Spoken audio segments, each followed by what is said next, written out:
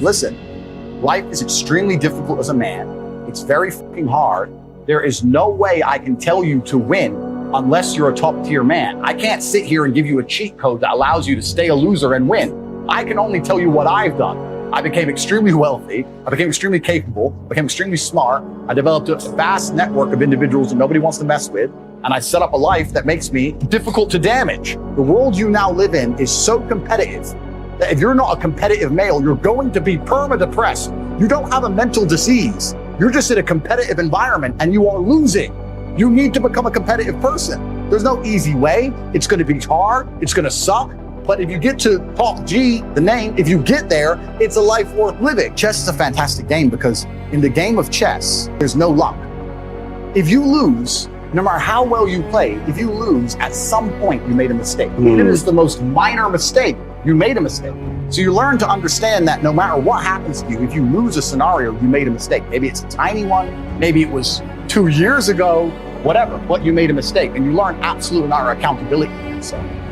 And that mentality is extremely powerful to apply to all things in life. So I take the good with the bad. I take all responsibility for absolutely everything, including if a woman leaves me, if a woman stays, if I end up heartbroken, if I end up filled with rage, I take responsibility for that. If something happens to me that makes me enraged, I will take responsibility. Why has this happened to me? Why do I feel this way? How did I end up in this position? Is this healthy in this scenario?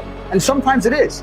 I've had scenarios in my life where I was prepared to die to protect somebody else, and I was enraged and it was healthy. I've also had times where I'm in a room by myself, enraged, sitting there going, this is no good for anybody.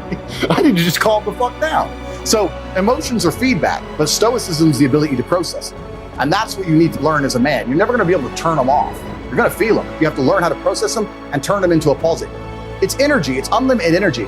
I say this all the time. I say that the biggest periods of transformation in my life is when everything was going wrong. When my life was going good, I'm not a hedonistic person. I don't do drugs. I don't gamble. I don't do prostitutes. I don't do anything that hedonistic. But I'll certainly go on the yacht with a bunch of women I know and chill and have some vodka and that. When life's smooth, then it's semi-hedonistic, pretty relaxed. But when I make my biggest progress, when I really change who I am and change the world, that's when everything's fucked. When things go wrong, or I'm feeling things I don't want to feel, or bad things are happening, that's when I'm like, okay, I currently cannot sleep. I've completed the day's tasks. I've tried to go to bed. I can't sleep. More shit has to be done. That's when the amazing things happen in my life. When I was heartbroken, I hit the gym hard, right? If something goes wrong with your payment processor, that's when you get fucking inventive. That's business, right? That's when you get inventive. So all the bad things that happen to you as a man, if you're stoic, you get to take unlimited energy. Heartbreak is unlimited energy. So is depression. So is rage. So is sadness. All these negative emotions they tell you to collapse behind. It's like Bruce Lee says, be like water. And people see that as be fluid and just go with the flow. I disagree. If you're like water, you are necessary for life. You are scary when you're enraged. You're powerful. You're beautiful when you're calm. You're so many things when you're like water, right? So if I'm enraged, it's like water behind a dam. You just got to put the dam in place, and you go get the turbo, the hydroelectrics, but don't tsunami your life. Put the energy somewhere. And this is the most beautiful thing about it, because people message me all the time like, oh, but Tate, you don't know how sad I feel. No, it's incorrect. I know exactly how sad you feel. The difference is I used it. And you're sitting here still crying, some random guy on email for the fucking third month in a row. That's the difference between you and me, my friend. I was becoming a world champion kickboxer. People often talk about depression and say I don't understand it. I will say, listen, there's been times in my life where I was fully functional as an adult.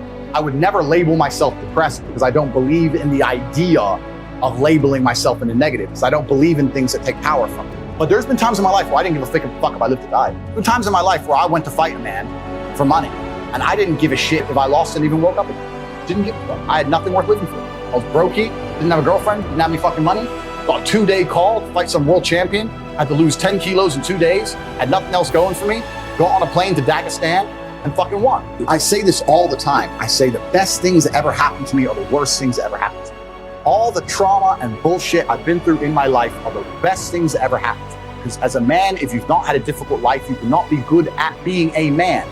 Being a good man and being good at being a man, they're two slightly different things. But to be good at being a man, you need to have been through so much shit that when the Matrix deletes your entire life from the internet and starts lying about you at mass, and people start doing protests wanting you fucking hung, and they're looking for your family members, and reporters start calling every ex-girlfriend you've ever had, trying to convince them and bribe them to lie, to come out and say you're something you're not, when they're genuinely out to put you in jail, that you can sit there and be focused and stoic enough to go, you know what?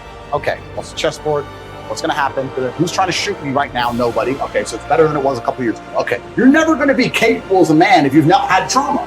The best men ever have had trauma. If you call a police officer, you need a brave police officer. He ain't going to be brave unless he's been through shit. Yeah. And this is what I say. People email me their long lists of all the bad things that happened to them, and I reply, fantastic.